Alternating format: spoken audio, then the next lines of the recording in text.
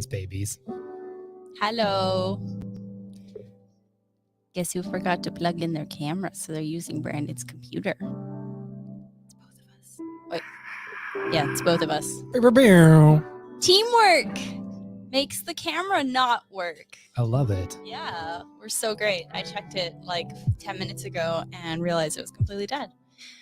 So you get this super funky side view. Fancy. Right? Variety is the spice of life. I'm going to turn my chair. Okay. Sounds good.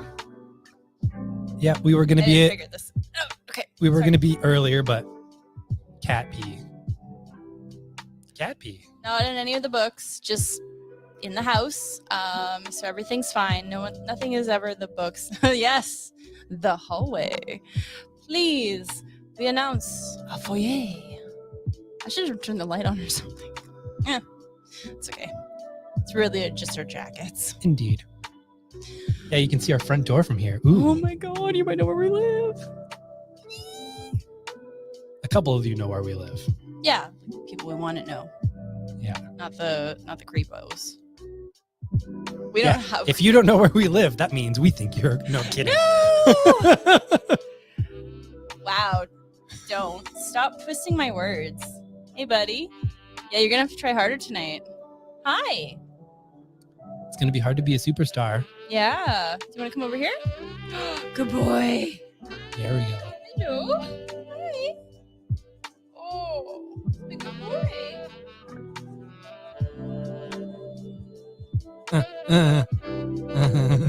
No.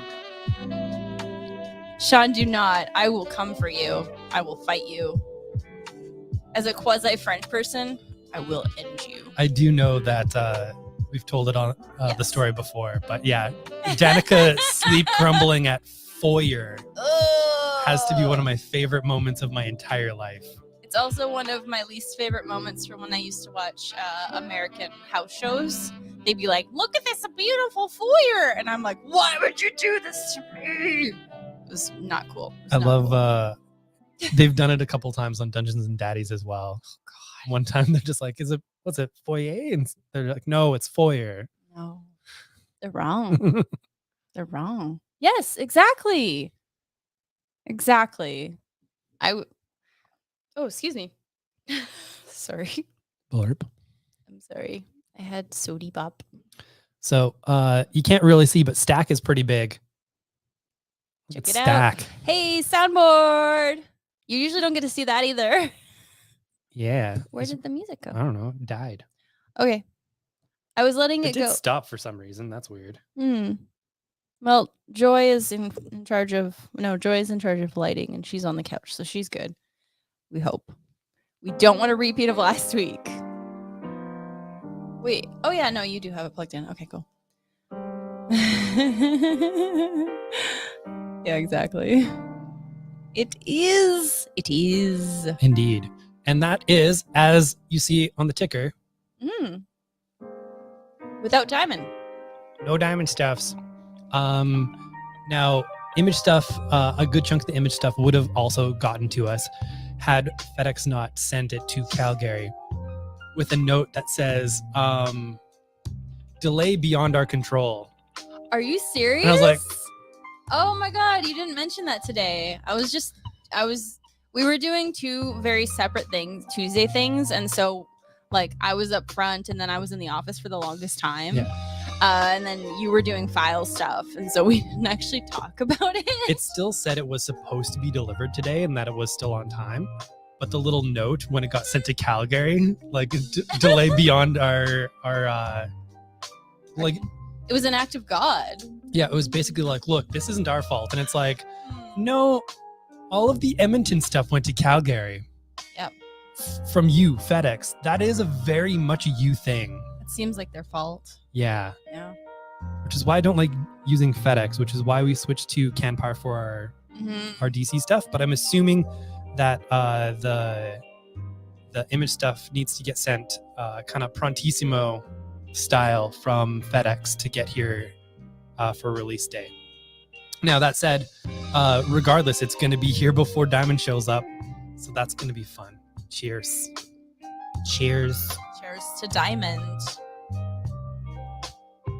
Good job, everybody. 40 years of this. Yeah. Just rank incompetence, basically. So bad job, Diamond. Figure it out. Or not, really. You cannot figure it out and just... Oh, yeah, you're already losing chunks of our business, so we're fine. Yeah. Mm-hmm. What a bunch of ding-dongs. Anywho, yeah. Stack is still pretty large. Yeah, and I will... What? They have a museum. They do have a museum. Diamond? Yeah, well, Jeppy has a museum. Oh. A Jeppy. Probably a museum ode to my creepy tweets to 20-year-old women. No. Don't do that. Yeah, Jeppy does do creepy tweets to 20-year-old women. But I remember it was announced that Jeppy was donating some more stuff to some kind of museum or whatnot, and a bunch of the retailers are like, I would like to see Penguin do something like that. They don't have a personal collection because they're a corporation. Buddy, they're not a human. Stop messing with the microphone levels, please. Yeah. Like, it's the only place I have to stab. I think it's so weird that retailers compare Diamond to any other company, legitimate company, because they don't act like Diamond, and it's like, you don't want them to act like Diamond. That would be very bad.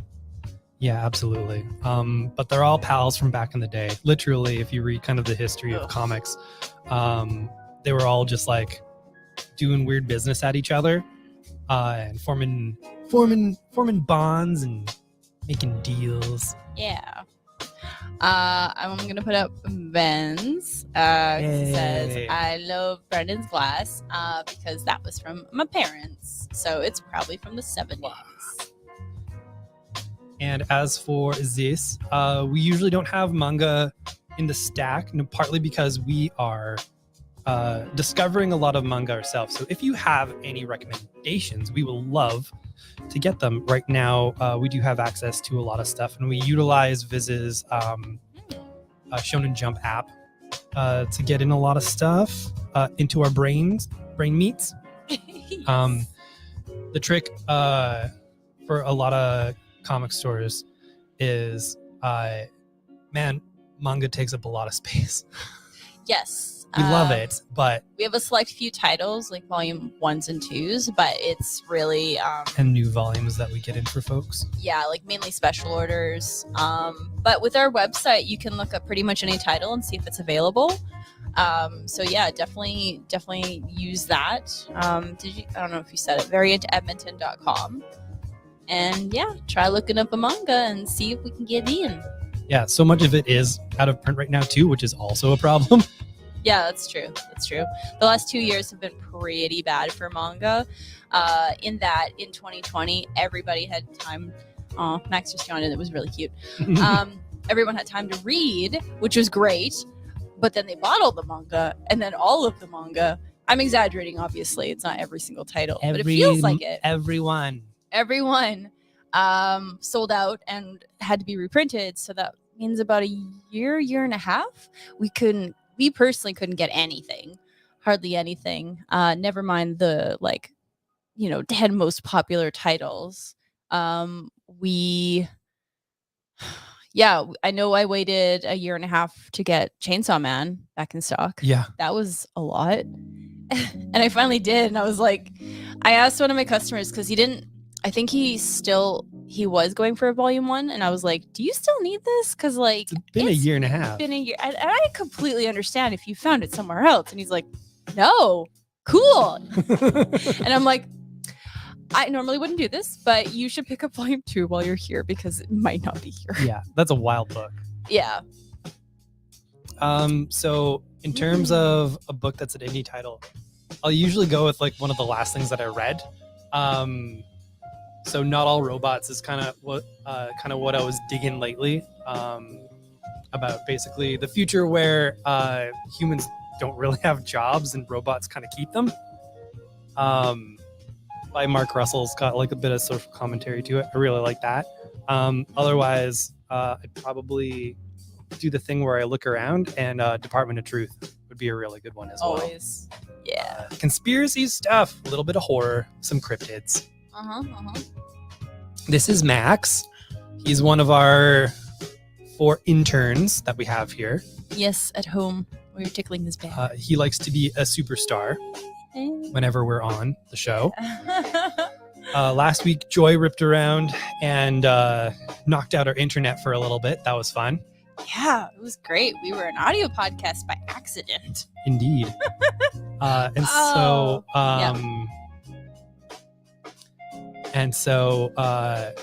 they're on the main level right now, and we've got Jim and Squee upstairs watching out for burglars. Yeah. Yes, Memetic is a classic. It came out a few years back. It's amazing. It's about a meme that can kill you. Yep. I have heard of this one. Was that the one with vampires? I can't remember. I know there was one with vampires. Danica's looking some stuff up right now, though. There's a gaming comic book store in Fort McMurray called Nirvana. There's Nirvana. Oh no, that's Arizona. Oh, like webcomic, maybe? Maybe. One sec. Webcomic. Oh, yeah. Story Hive. Here we are. Ooh la la. I actually hadn't heard of this, so thank you.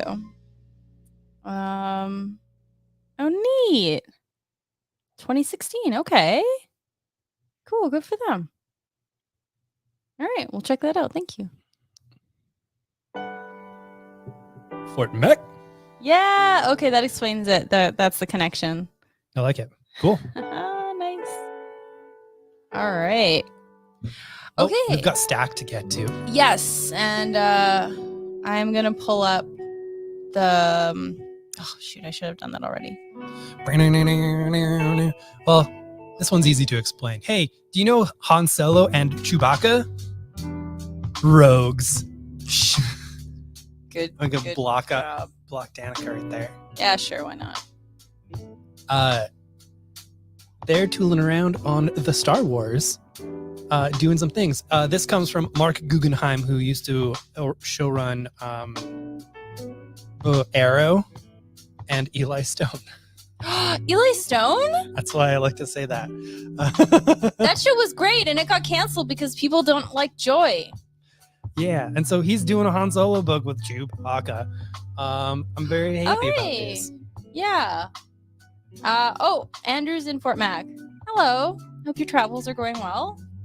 Yeah, apparently there's a comic store in Fort Mac called Nerdvana, so you should check them out. So here's a quick one.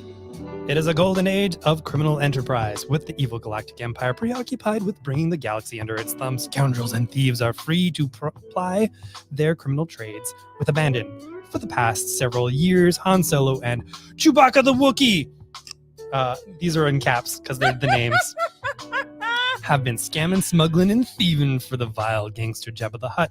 Business has been good, but Han and Chewbacca are always looking ahead to the next job and the payday that will score them more wealth than they can imagine. And the story arc is called The Crystal Run. It will be fine. I'm pretty sure. I'm pretty sure, no problems. Problems. All right. Applesauce. Oh no! Steve's back. Yeah, no, he legit got banned from Facebook for like 24 hours because his comment, it wasn't even that bad. It was just his Facebook. Oh dear. Yeah. So, whoops. Oh yeah. Go for it. You didn't. We got news right. Yeah. last week, and then we just zipped off. So that news. Right. Danica's parents sold their house. Oh yeah, no, he was legitimately talking about the JLA Avengers. No, I know, but that's why we didn't talk about it last week when he asked. Oh no. Because we said we would do it at the end of the show. Oh no, I'm so sorry. I Yeah. just kind of steamrolled. I was really happy for my parents. They sent me, like, they texted us in our family chat them with like a sold sign yesterday, and I was just like, so happy, but also, yeah. And then I guess also we should talk about the Avengers. I know, I'm so happy for them. Their house has been on the market for like a year, and they've gone through 2 realtors. The first one who was useless, and the second one who actually did her job. Oh, just absolutely hustled up and down. Yeah. So Justice League Avengers. Yes. What's going to happen? How many are we going to get? Mm. I know the answer to that now. Oh, okay. Because I don't. Oh, look at those eyebrows. He knows what he's talking about. He knows. So Justice League Avengers gets a print run of 7,000 copies. A lot of retailers are very upset. Now, there's a reason for it, though. Allocation. More or less. So it took some time for Disney lawyers and Warner Brothers / Discovery lawyers to get together to kind of hash out yeah, you can do this. And then 7,000 copies was apparently all that the Hero Initiative, who is publishing this, could get printed during a time frame where George would still be around to see it. Yes. Because they're doing this for George Perez. Because it's not about you, angry retailers. Yeah. It's about George. And so the hope is that demand in the orders will kind of show the lawyers, hey, maybe like another run of this, kind of more print to order would be a good idea. But yeah, as it was, they could only get 7,000 copies of this printed. That's why there's an allocation, because they wanted to do good and have George have it in his hands, because he was given up to 12 months to live about 6 months ago. Yeah. So, anyways, we will be getting 4 copies. Oh my God. Okay. 4 copies. Have you figured out how we're going to work this? Yeah. So, we figure it's going to be bonkers. We had a bajillion requests. Yes. Roughly. I made promises that I'm going to have to break because I did not realize there were allocations at the time. Indeed. So, the plan is thus. When they come in next week, we are going to take one a week and auction them off, with the money going to Cross Cancer here in Edmonton. Because we figured that's the only way to do something like that. Mm-hmm. So I think the plan, what I would like the plan to be, is we start the auction on Wednesday. It goes to Tuesday at 8:10. So we can announce it on the show. Indeed. I like it. Make live promises to you. Uh-oh. Better not forget those live promises. Indeed. We ordered 100 copies, Andrew. Yep. Got 4. Yeah. So I hope some of you are okay waiting for a second printing, and that's okay too. Because if they do one. If that's fair. That's fair. Lawyers. Yeah, lawyers are. we know some good ones. No, just some good one. No, we know like at least 2. No, at least 3 good lawyers. Yes. Live Promises is my. What band? Well, my brain wants to say Live because they were an actual band. That's just really sad, and I just. I'm really bad at that format of jokes, so I can't think of bands. But my secondary is Radiohead, and I was like, that doesn't fit. So I just decided to explain the whole joke to you, and it's hilarious, right? The best thing to do with jokes is to explain them. I've learned that from you. You're hilarious. C'est moi. Ça suffit. All right. I'll intersperse what we've got here with some number ones from Diamond that we haven't got, but I do still want you to know about them because they will be coming Friday. Fingers crossed. Indeed. So we've got... No, please don't sue us. Stop interrupting me. Me? Yeah. Oh. So we've got Captain Carter. This somewhat based off of the What If. Now, fun thing about this. Bless you, wild speculators. Mm-hmm. Talking all that nonsense about this being her first appearance. No. Oh, friends. Saladin Ahmed had her happening in Exiles, baby. Woo, woo, woo. Which was really good, and you should read it. Mm-hmm. In trade, because we don't have the singles. What? But I am getting a little bit of is it Schadenfreude that I'm getting from a bunch of the big spec sites who are always on top of these things, being like, first appearance, be aware, first appearance. Good job, everybody. You guys suck. Oh my god. All right. Anyways, Jamie McKelvey is writing this baby. He's pretty okay. Yeah, and he knows Britain. Because he's from there. He knows of it, yeah. I've heard tell of Britain, yes. And this is a lot of fun. I really enjoyed this, and you get your fighty shenanigans. It's fun. Jamie McKelvey has a lot of fun. A lot of fun here. Oh. Yeah, Variant Edition. That was a slow burn for me, Sean, which is really sad. And I shouldn't tell these things to you guys. Let's see here. Yeah, I guess we put all the Marvel on top, so that's just what you're gonna get. Next. Well, we got Marvel and DC in terms of number ones, and I don't think DC really had a bunch of number ones. That's true. Actually, yeah, I will do this one, and then you can do the other one, and then I'll find what the hell is happening. I actually think like the only other number one from DC I don't actually have in this pile here is the War of the Amazons. Oh no, you don't have it? Oh crap. I thought it was still in your home pile, so I didn't bring one home. It's not here. It might have gotten taken back to work. Oh, not by me.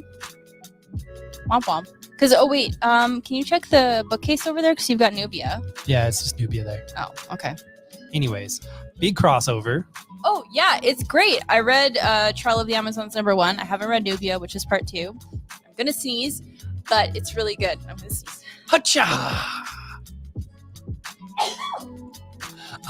So Trial of the Amazons #1 has a legitimately surprising moment at the end of it where I was like, oh, this is why this is a crossover. This is why this is an event.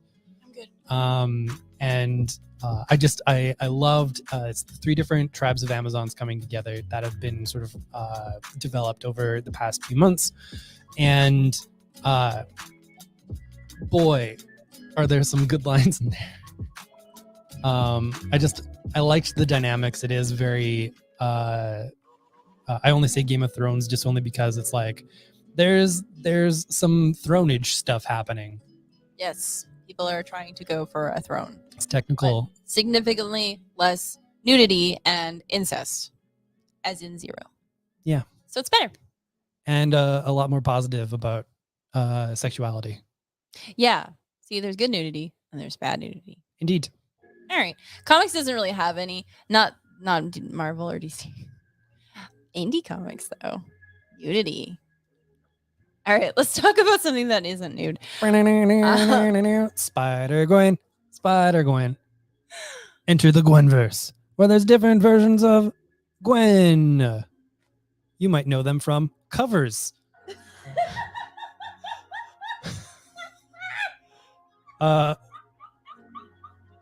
Honestly, this is also a lot of fun. I know a lot of people who are going to really dig this, and especially damn kids who have really liked the Enter the Spider-Verse movie.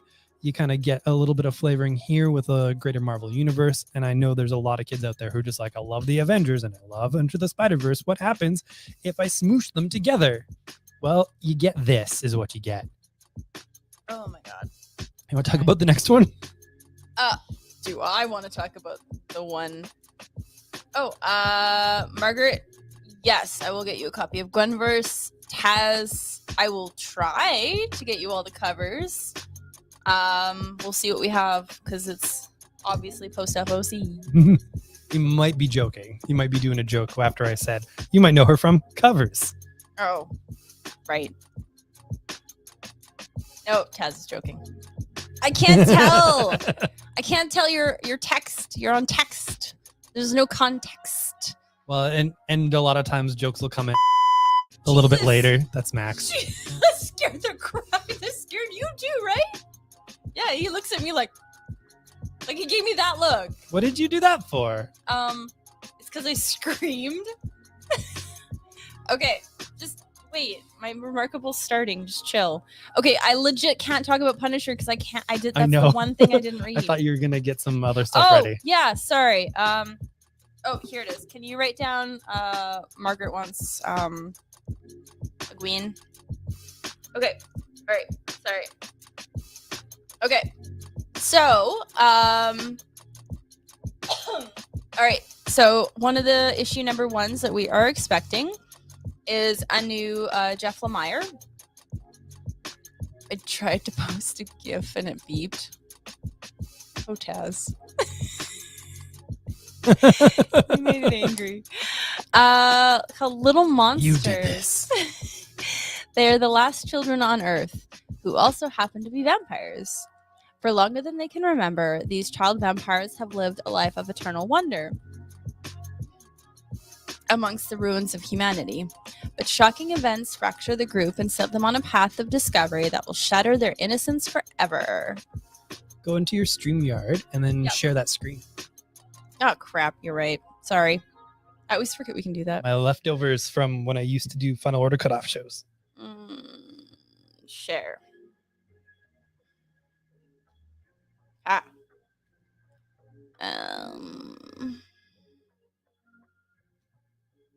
I guess entire screen? Wait, no.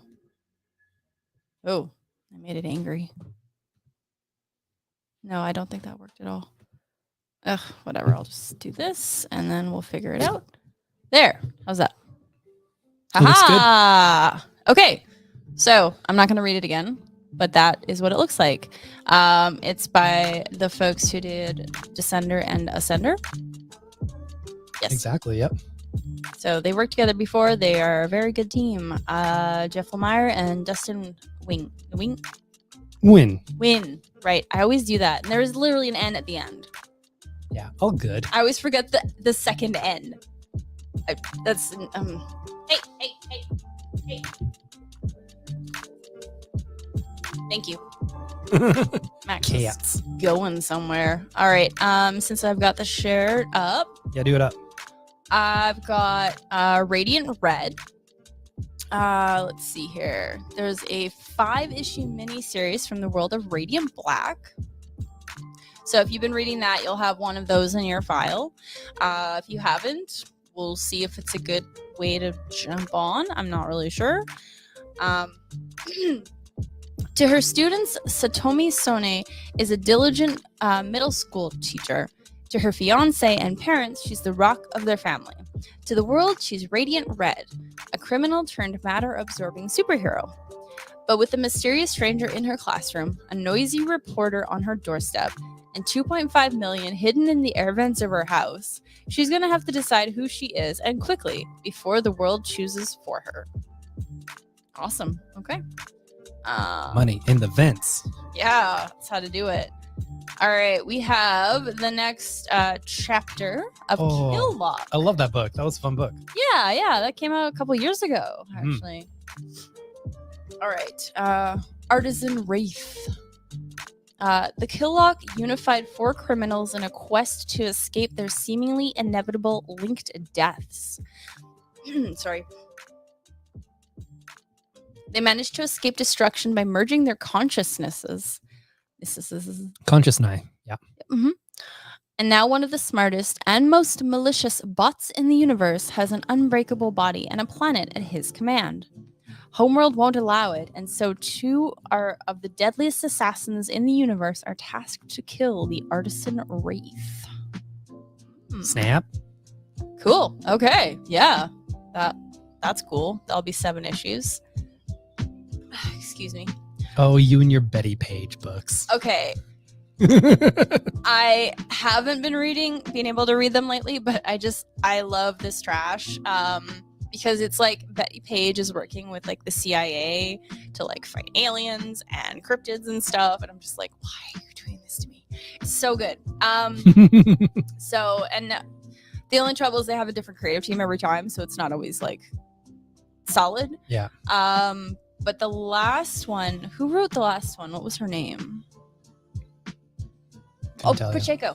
Oh, Carla Pacheco. Carla Pacheco. Yeah. Oh yeah, she did too, didn't she? Yeah, she's great. I love her stuff. So this one is written by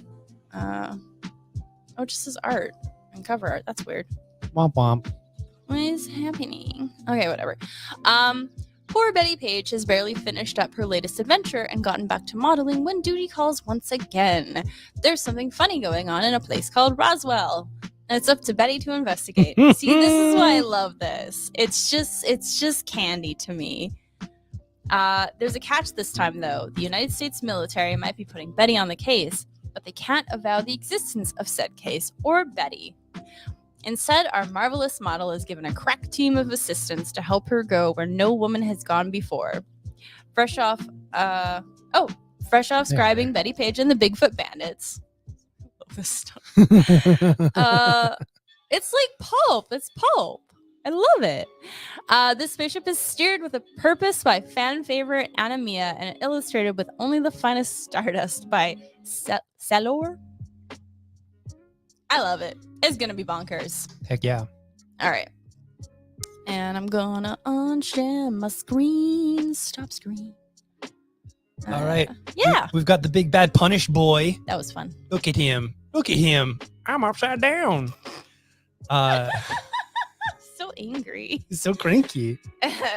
So Jason Aaron is taking control of the big bad punish boy, who's so angry, so stabby, and working for ninjas now. Oh no. Yeah. So. Good boy. Good timing. You may have seen some of the discourse, which included weird man babies going, "Meh, they're changing my punish boy." Well, you'll be happy to know that comics are comics. What? And as much as things change, they will always stay the same. There is a big twist at the end of this thing that I was legitimately like, I'm sorry, what are we doing? In terms of Punisher stuff. So folks who are into Frank Castle doing Murder Boy stuff, he's doing that now, but with swords. And there's a few solid twists in here as well. Jason Aaron, I'm very excited for him to continue to do some Punisher stuff because he used to do the Punisher Max stuff back in the day. He's really good at this character and a person who will be mindful of the character in this modern era of shenanigans. Mm-hmm.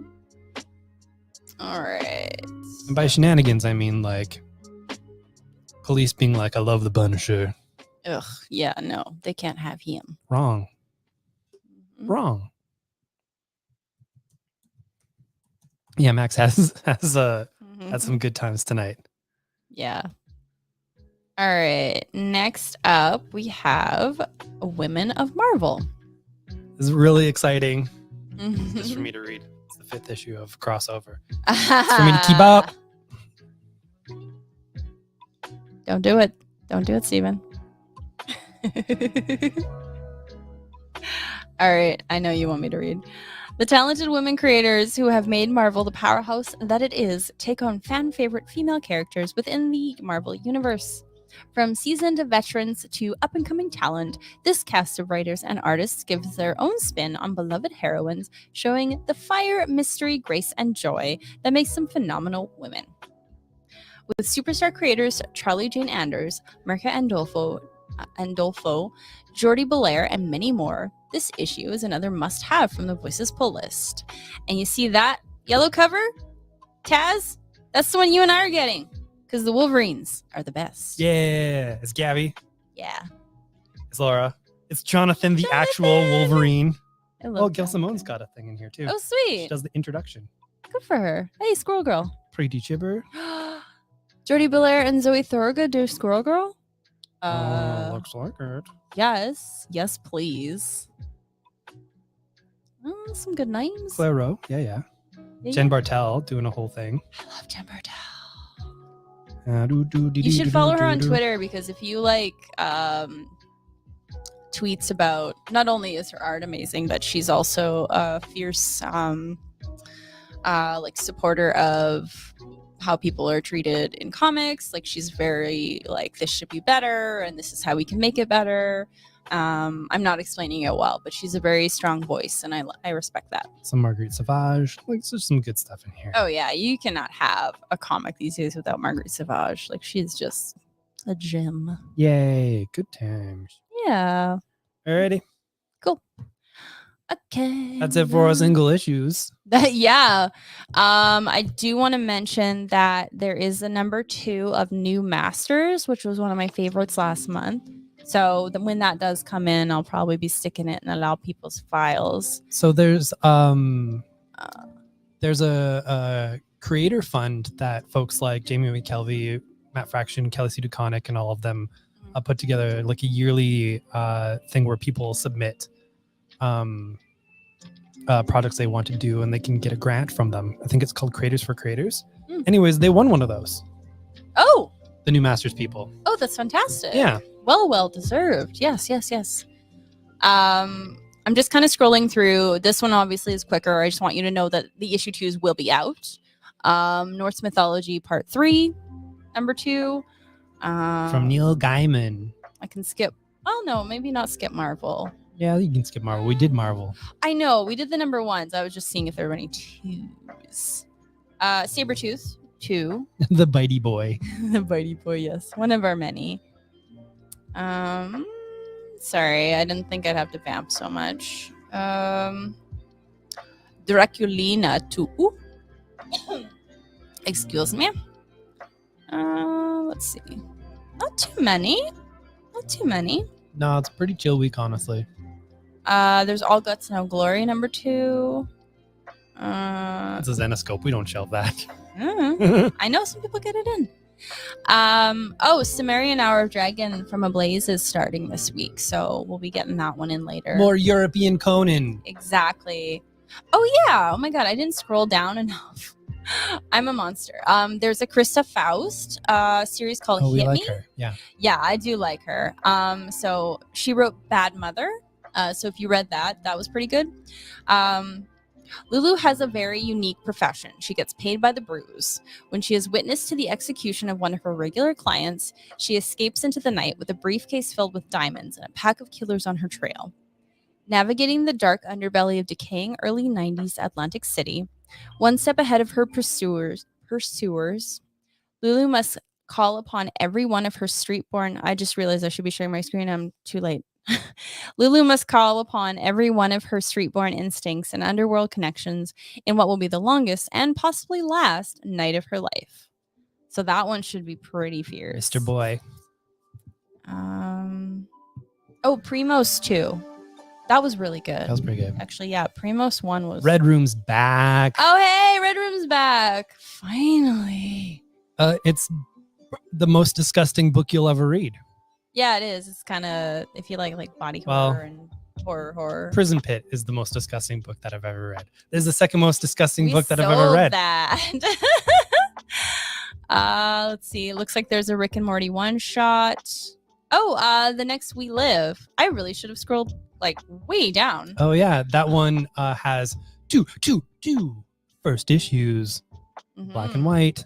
They tell different stories. They're building a whole friggin' narrative from the We Live universe, which is the Aftershock series, where the kiddos need to get off planet because things are going down. It's going to be bad. Yeah. And yay. There's been a lot of that lately, like that and Last Flight Out are about people literally leaving the planet. Yeah. It's fun. But yeah, no. So that continues. I won't even read the descriptions because they're like a continuation and the solicits are kind of long. But if you want, I believe we do have the We Live trade in stock. Is that out? Yeah, it's been out for a while. Yeah, it's been out. Okay, cool. Sometimes I miss things. Like they're out and then they're gone in my head. But yeah, it'll be in our science fiction section and on our website. Yeah. No. Okay, sorry. I will stop talking probably. We are 45 minutes in. I'm sorry. It's harder when like I'm missing like 6 number ones. Buddy, I'm so sorry. Okay. All right. Do it. I'm super excited about this. Friend of the store, Nathan Fairbairn, with Michelle Azarestacorn. We talked about this on our final best of the week show. We're gonna still do bests, but they're just not gonna be on a schedule. Yeah. Because we cranky on Thursdays. Yeah, it's true. I love this book. It's so good. It's basically like What If the Babysitter's Club, but they dog sit, and it's really fun. Meet best friends Gabby, Priya, and Mindy. They are different in just about every way: personalities, hobbies, families, and more. But they have 2 important things in common. They absolutely love animals, and for reasons that are varied as the girls themselves, none of them can actually have any pets. Unable to resist the adorable temptation any longer, they decide to come up with a way to finally get their hands on some furry friends. As luck would have it, it seems like their neighborhood is in need of some after-school dog walkers. So just like that, Paws is born. But it turns out that running a business is much harder than it looks, especially with 3 co-owners who are such different people. When their disagreements ultimately lead to a doggo crisis, will it tear their business and friendship apart, or will they be able to get it together and save the day? They're gonna save that day. All right. I realized I had Wing Bear in the pile, but I talked about it last week, so I haven't actually read it yet. I meant to this weekend.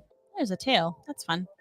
But we did get a couple in. Max said he will be on the show. Darn right. He's a superstar. His bud is a superstar. It's a whole thing. Okay, so I've got Messy Roots, a graphic memoir of a Wuhanese American. I'm just like moving it out of the tail. Come here. Tail's way. After spending her early years in Wuhan, China. Yeah, I don't know why. I don't know how that happened. Riding water buffaloes and devouring stinky tofu, Laura immigrates to Texas, where her hometown is as foreign as Mars, at least until 2020, when COVID-19 makes Wuhan a household name.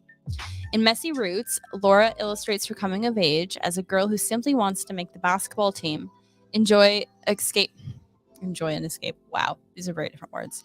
Escape Chinese school and figure out why girls make her heart flutter.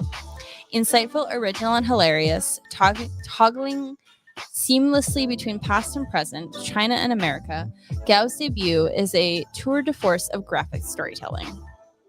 So it's got some amazing pull quotes here. The writer of a book called Flamer, which we've had in the past. I don't think we have it now, but it was amazing. It's very good. Tilly Walden, who we all kind of know of. Tilly Walden. The writer of Cyclopedia Exotica and Woman World, and I love her. Yeah, there's a couple other, but I was just like, these are the ones I know. So that, yes, I know that's an American thing. And sometimes me. So I did get, sorry for Squire. I actually did spend some time reading the ARC we got. And so I got about halfway through where I was like, okay, cool. I got this. You got the ARC of that other one too. I know. And you know what I didn't read? That one, even though it's been sitting on the desk for months. I usually end up reading the first halves of them to just like. Yeah. But yeah. I need to bring them home and like make myself like a reading pile. Yeah. And then actually do it. I like it.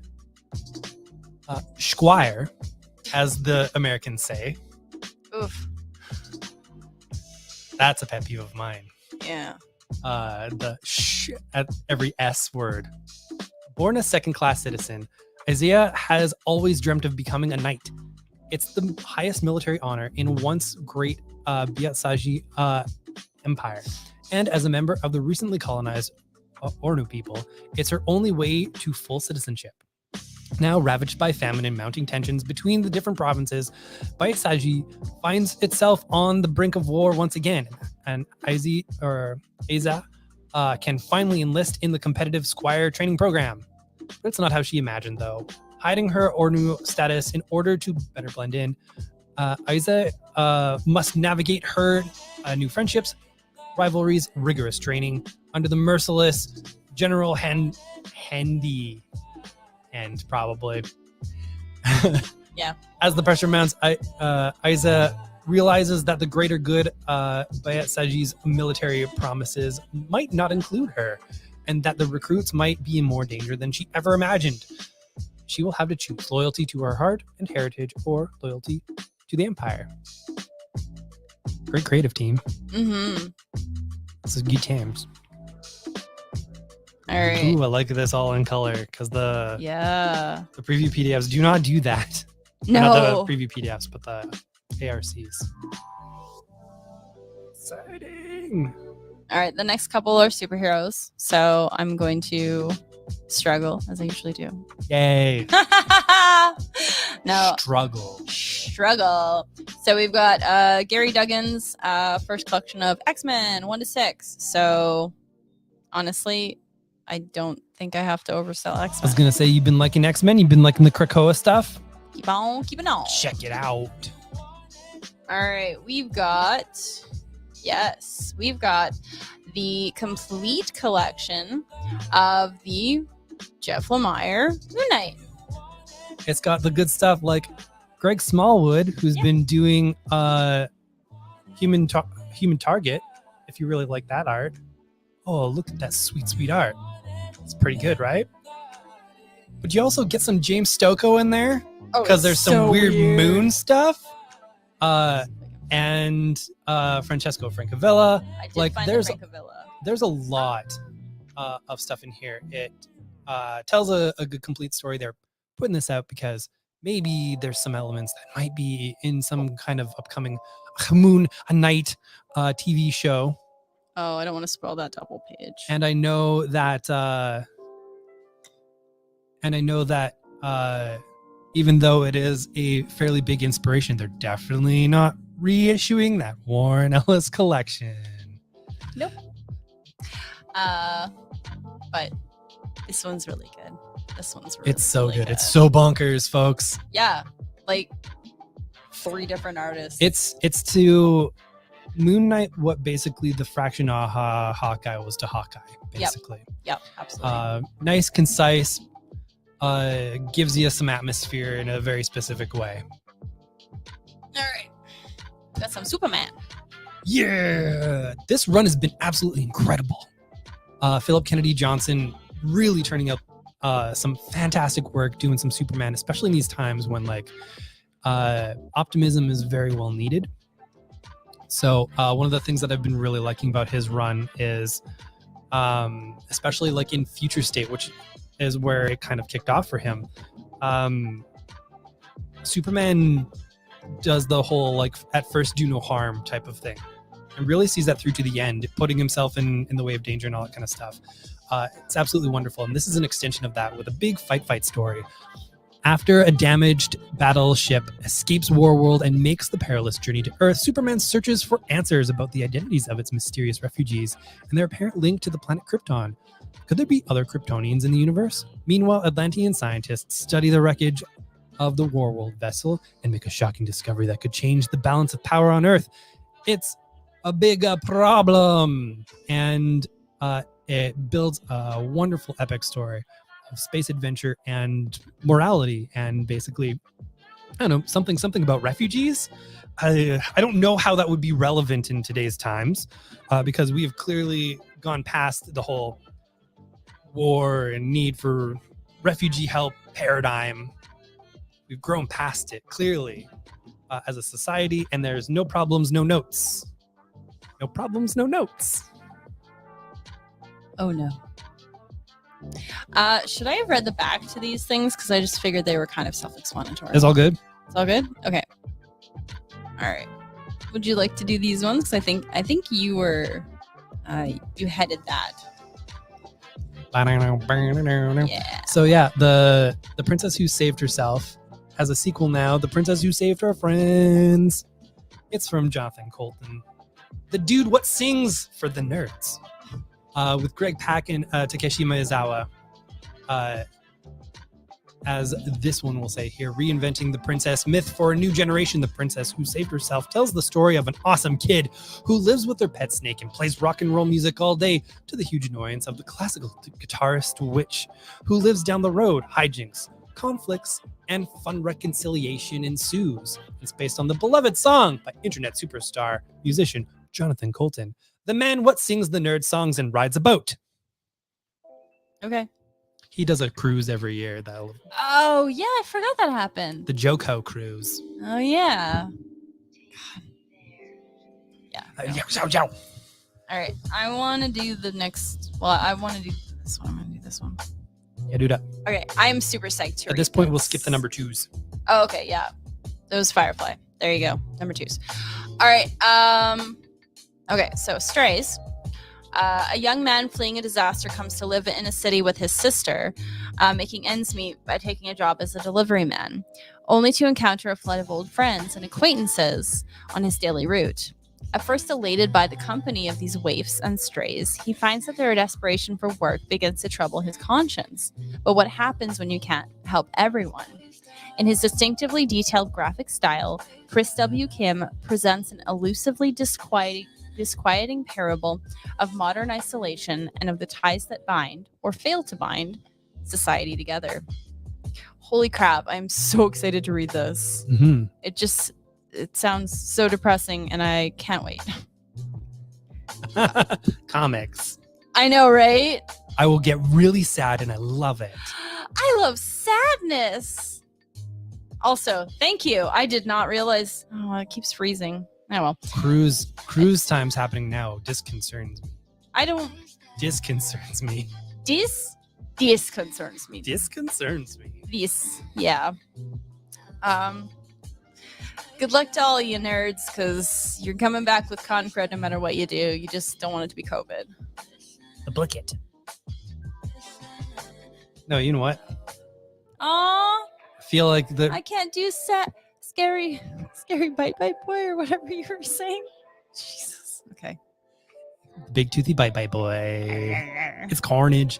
The Black, White, and Blood series takes a whole lot of the stabby toothy characters that are in Marvel and gives them a nice little anthology. Gets them a lot of times some interesting creators to work on things, and gets you all in art in the black, white, and red, basically. They've been going over really well, actually. We've been selling a lot of anthology books. You remember 2 years ago when all the retailers were complaining that anthology books don't sell? They don't sell. That was funny. They do. If you do the work, friends.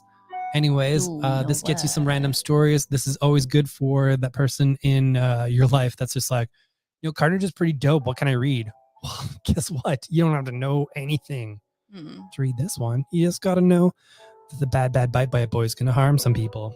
Although Wolverine did get a Treasury format. And Deadpool. Oh, right. Yeah, no, sorry. It was Deadpool. Both of them did. Oh, the Treasury? Yeah. Yeah. Will this one get one? Because it doesn't look like it. Probably. Is that the whole arc? Because it only did 4? Yep. Oh, man. Oh, poor Carnage. Poor baby. All right. Next up, we've got Isla to Island. Oh, that's cute. I like that. Actually, our friend's daughter is named Isla. Oh, that's cute. She's a little young for this book, but maybe one day. because she is definitely not ages 10 and up. Marisol loves her colorful island. Cuba is vibrant with flowers and food and people, but things are changing. The home Marisol loves is no longer safe, and then it's no longer her home at all. Her parents are sending her to the United States alone. Nothing about Marisol's new life in cold, gray Brooklyn feels like home. Not the language, school, or even her foster parents. But Marisol starts to realize that home isn't always a place, and finding her way can be as simple as staying true to herself. Oh my god, I would pair that with the Wuhan one. Yeah, exactly. It's like folks coming to the States and kind of figuring out some stuff. So yeah. Oh, look at the pair. It's like different age groups, but I would definitely still read them together. Absolutely. And it is Cornage. Cornage. All right, you talk about that. I'm going to talk about, oh man. Blang. Yeah. X-Men, Trial of Magneto. Follows up from some of Leah Williams' stuff in X Factor. If you really enjoyed that series, this is where it goes to. It's the story of after the Hellfire Gala, where, oh, sweet heck. Mild spoilers for a book that's been out for a little bit. The collection's been out for a little bit. The Scarlet Witch died. Nobody knows what happened, but maybe they have a suspect. I don't know. It's hard to say. It was a fun book. Recontextualizes what Scarlet Witch is to the mutants, because man, when things start out, they do not like her, especially because she basically wiped out the majority of them with her No More Mutants shenanigans. Yep. And also tried to fix it by resurrecting a whole bunch of dead mutants, and it just ended up being zombies. It was real bad. Yeah, you can't bring people back. Real bad stuff. All right. Next up, we've got Witchy. Oh crap. What is this the sequel to? Yeah. Witchy. Yeah. It's the second volume of Witchy. Oh, that's good. I was like, did they have a different one? But no, they just have Witchy Volume 2, which is great. And it's easy to find then. Good. Okay. In the Witch Kingdom, Highland, the strength of your magic is determined by the length of your hair. Low on magic and on the run after committing the ultimate heresy of cutting one's hair. You having a connection? Heresy.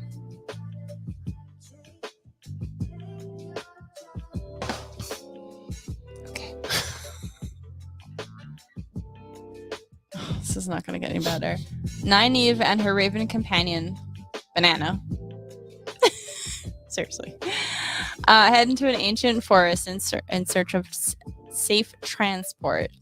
However, when Nynaeve butts heads with the gruff and overbearing broom maker Kava, she starts to wonder if she wouldn't be better off in the hands of the Witch Guard. Now, I know I'm mocking this a little, mostly because of him, but I really, really enjoyed reading book one. So I will have to reread book one because it's been well over a year. But I would highly encourage you to check out book one and then check out book two. Yay. Speaking of topical books, yeah, of us being past the refugee war paradigm. Yeah. We've got Makhno, Ukrainian freedom fighter. The spellbinding true story of the infamous Ukrainian anarchist and revolutionary. Oh, they did a whole Behind the Bastards on this dude as one of their yearly non-bastard episodes. Oh, I like that. That's cool. Hey, maybe this is why I got this in. I should add that to the Robert Evans area. Oh, yeah, absolutely. In early 20th century Ukraine, freedom fighter Nestor Makhno, the son of peasants, was among the most heroic and colorful figures of the Russian Revolution, encouraging his people to find and embrace social and economic self-determination. This is a story of a military strategist who tirelessly defied both the Bolsheviks and the Germans to protect his homeland. Oh, this is going to be so good. And it's European, so it took time with it. Yeah, the art is beautiful. I love this. This is great. Good times. Hmm. Makno is a very complex dude. I'm pretty sure this will be more of like a heroic depiction. But he was like mostly good. Sometimes like, oh boy. I think everybody has those moments in their life. Yup. No one is 100% good or 100% bad. We're all human. You just try to do the best you can. Yeah. All right, next up we have Save Yourself by Bones Leopard and Killian Nicole Matthews. This is so good. It was really fun. Ao, Thel, and Jen, better known as the Lovely Trio, first burst on the scene 5 years ago when they saved Earth from a surprise space monster attack. Right. Surprise. As a result, surprise that I yawned. No, surprise space monster attack. Oh, right, that's fair.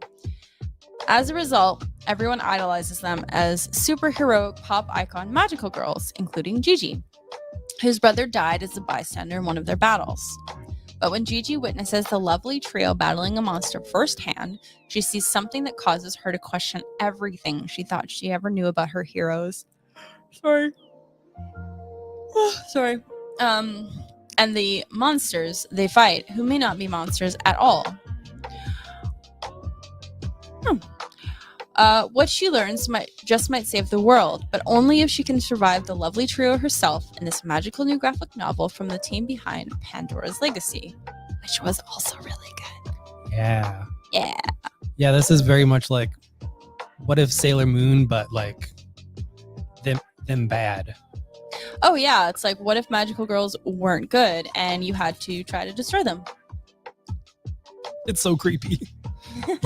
And beautiful and queer and amazing. It is true. Blammo. We've got a big old double collection in the Jodorowsky Library. The Jodorowsky. Indeed.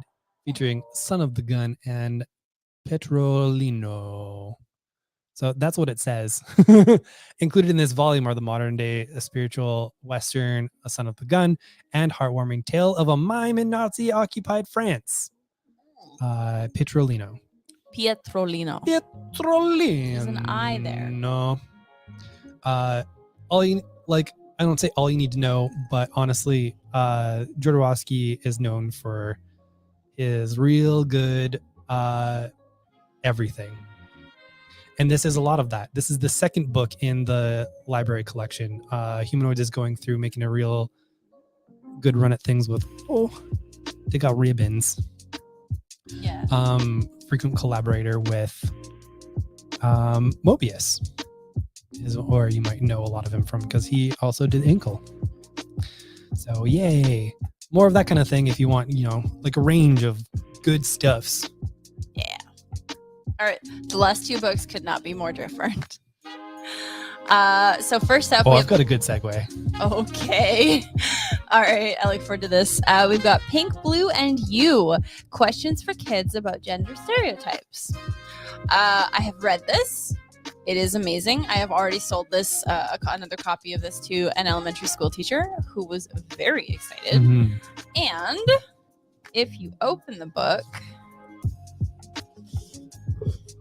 and take off the dust jacket, gone, you get a poster.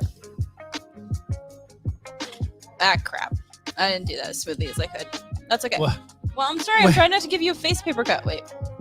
There we go. Be who you want to be. I'm sorry. Your face was just in the way. Your beautiful face was just in the way. But look at this. It's so cute. Look at that. Wouldn't it be nice to live in a world where we can be ourselves? Yeah. It's amazing. So highly encourage it if you have any youngins that have questions about gender. Speaking of spending time with children, coloring is a great childhood activity. No! Why don't you give your child the Uzumaki coloring book? The Uzumaki coloring book. More than 70 spooky, visceral, spirally illustrations by the master of the horror manga for you to color. You could get your kids to color such wonderful images as, say... Oh, the hair one wasn't too bad. Hair one wasn't too bad, but I'm looking for something nasty. That would be most of the pages. face things. See, look, that like this happy lady with the spiral going into her brains. No, thank you. Or no, I'm not gonna show that. Or one. the That's other that's lady an RC with one. the spiral going into her brains. Like there's just oh, that guy. Look at that, Content warning, content warning, content warning. that wonderful man who is just like a spiral boy. It's sort of, yes. Ooh. For the kids. No. You put that in our kids section, we are gonna get emails. And the kids love coloring, don't they? Yeah. It's like Oh. when the owner of Wizards was very tipsy, and a lady was like, "Hey, what's good for my 10-year-old boy to read?" And he's like, "Preach it. Preach is great for kids." And like, Oh my god. so on the one hand, he's not wrong. Preacher is definitely something you probably felt like you'd be getting away with if you're reading it as a 10 to 12-year-old boy. I would not sell that to a parent unless I was just like, so is your kid into weird stuff?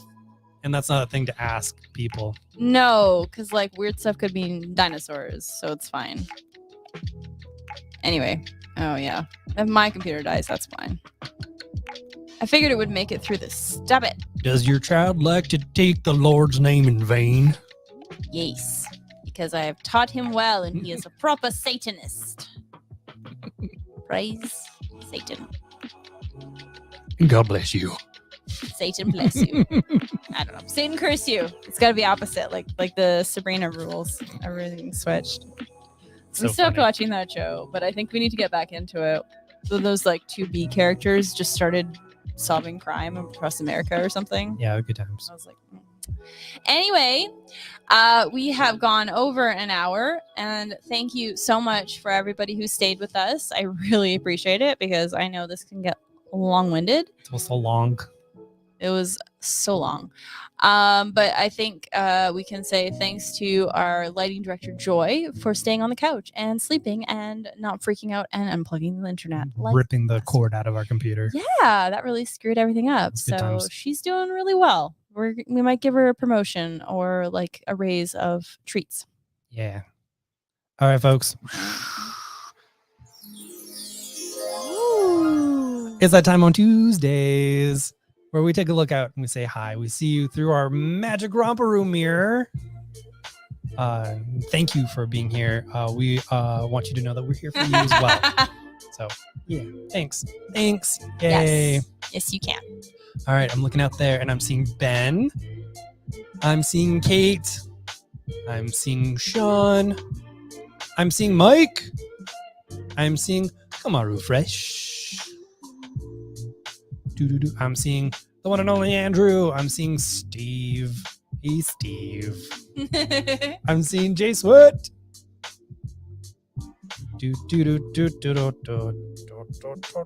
I'm seeing Taz. Hello, Taz. It's me, a relevant reference. Hooray! I'm seeing Margaret.